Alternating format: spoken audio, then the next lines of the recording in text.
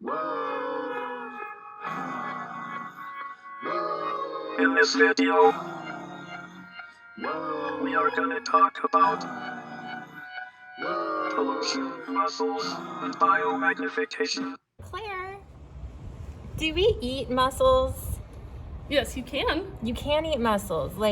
Mussels have been an important food in this area, forever, right? Yep. And a lot of indigenous communities all around the United States and in other countries have relied on mussels and fish, especially freshwater mussels. Should I cook these and eat them? So you could. I could. In general, it's possible. But I wouldn't eat these ones from the slough because of the history of the slough. Yeah, because people have hurt the land. Ooh, something I didn't put on the whiteboard, but something I know is they're called bivalves. They're called bivalves, yep. Yeah. And that's because they have two shells on either side. Okay, and so they have two valves, bi meaning two. And a valve is something Is that the shell.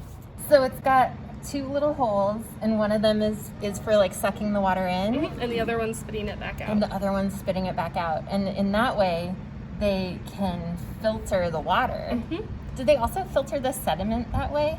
They do. So when we talked about what they eat, those little tiny water plants, they'll filter anything that's in the water going through. So sediment or soil that's in the water will get taken in. Some pollution, and our definition of pollution, it's something that's found in the air, the water, and or the the soil that hurts living things.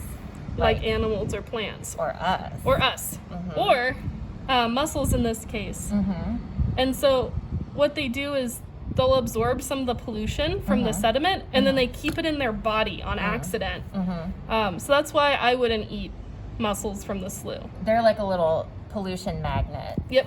And They like to clean up the water. They clean up the water, and they're holding on to all the toxins. That's like a way of saying poison.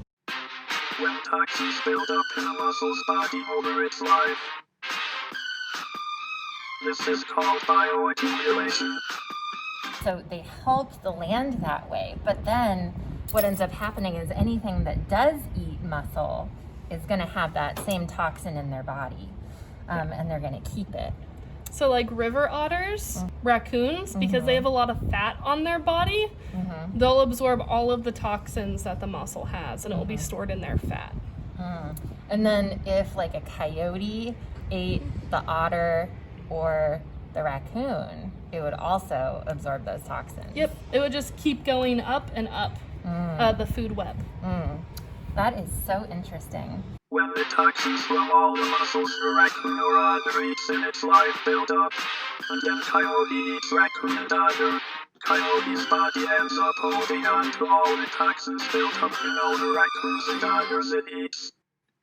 This is called biomagnification.